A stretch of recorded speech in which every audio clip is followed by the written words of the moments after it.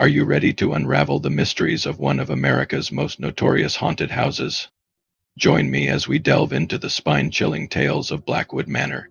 But before we begin, don't forget to hit that like button and subscribe for more spine-tingling adventures. Nestled in the heart of Ohio, shrouded in mist and cloaked in centuries of secrets, Blackwood Manor stands as a testament to both opulence and tragedy.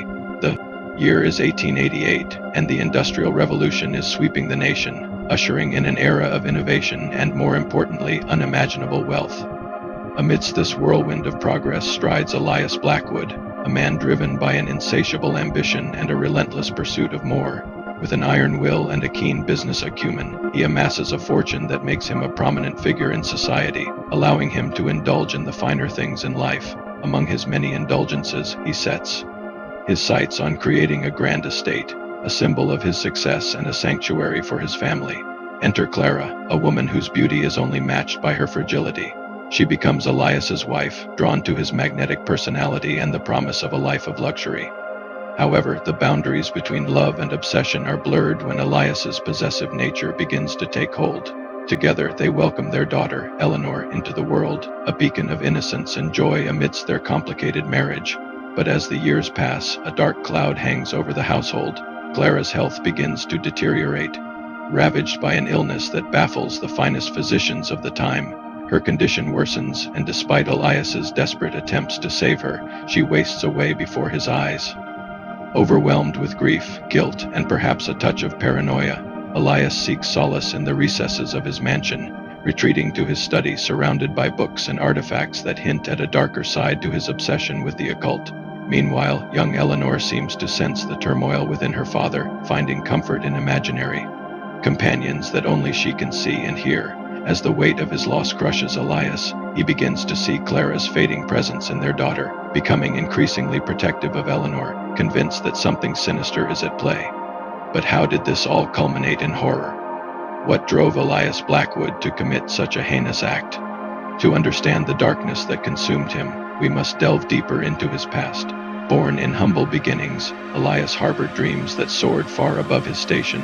With an unwavering determination, he clawed his way up the social ladder, leaving behind the grime of the factories and workshops to carve out a life of privilege. However, success didn't bring him the contentment he'd imagined.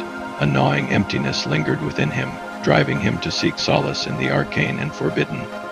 He became fascinated by the occult, poring over ancient texts and summoning long-forgotten rituals, hoping to unlock the secrets of the universe and cheat death itself. His obsession grew, consuming his thoughts and blurring the lines between sanity and madness. Then came the tragedy that shattered his world, the illness that claimed his wife and the haunting presence that seemed to linger around their daughter. Consumed by grief and paranoia, Elias's fascination with the occult took a sinister turn. He delved deeper into the darkest corners of forbidden knowledge, seeking to control the very essence of existence itself. But as he teetered on the edge of oblivion, his mind fractured, unable to bear the weight of his obsession and the torment of his soul. In a moment of unhinged desperation, he took his own life in the sanctity of his bedroom, leaving behind a chilling note addressed to his beloved daughter. "They won't leave me alone, save Eleanor." These words echoed through the halls of Blackwood Manor, hinting at a horrifying truth. As the whispers spread, rumors swirled, and townsfolk recounted eerie sightings around the house. Some spoke of seeing the apparition of Elias pacing endlessly in his study, forever seeking an answer to his obsession. Others claimed to hear the faint sound of his typewriter as he penned his descent into madness. Then there were those who witnessed the ghostly form of Clara, her ethereal touch bringing comfort to those she encountered before fading away like a wisp of smoke. But it was young Eleanor who became the most haunting presence of all. Some believed her spirit lingered, forever trapped in the labyrinth of Blackwood Manor, playing with invisible companions and whispering secrets to those who dared to listen. Years passed, and the Blackwood family name became synonymous with tragedy and sorrow. The once grand estate fell into disrepair, its opulent facade crumbling under the weight of neglect and the chilling tales associated with it. The sprawling grounds became overgrown, and the laughter of children was replaced by the mournful cry of the wind whistling through broken window panes. In an effort to cleanse the manor of its dark reputation, the Blackwood family's heirs decided to donate the property to the church, hoping to transform it into a place of solace and healing. Thus, St. Augustine's orphanage was born, offering refuge to the most vulnerable members of society. But as the children arrived, carrying their own hopes and dreams, the spirits of Blackwood Manor stirred, sensing a new source of energy to feed upon. The peace of the orphanage was shattered by inexplicable occurrences. Unexplained footsteps echoed through the corridors, shaking the very foundations of the house.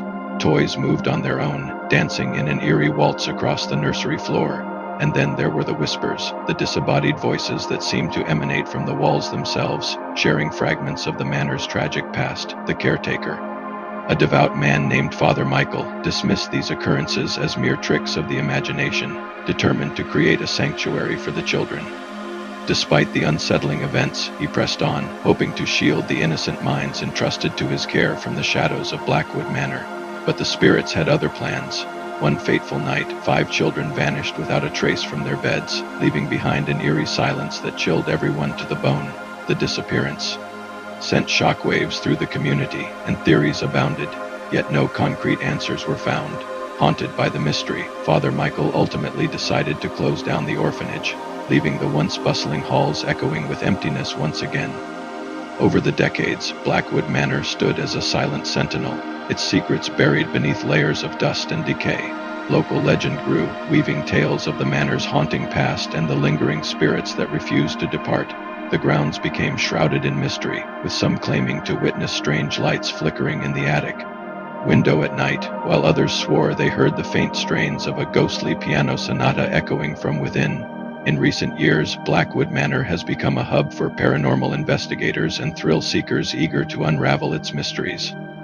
Many have come seeking a glimpse of the supernatural, only to find themselves caught in the grip of fear and uncertainty. Cameras have captured unexplained movements, revealing objects shifting positions or even moving on their own, as if guided by an unseen hand. Electronic devices have malfunctioned, screens flashing cryptic messages, or batteries quickly draining, as if sapped of their energy by an otherworldly force. And then there are the voices, disembodied whispers that seem to emerge from the very fabric of the house, sharing fragments of conversations from another era or perhaps attempting to communicate with those brave enough to listen. Amidst the countless stories of Blackwood Manor, one particular tale stands out as the most chilling. According to local lore, the ghost of young Eleanor Blackwood roams the halls of the mansion, forever seeking companionship and solace. Those who encounter her claim to experience a sudden drop in temperature, as if a cold wind has swept through the room. And when they turn to face the apparition, they are met with the sorrowful gaze of a little girl dressed in old-fashioned attire.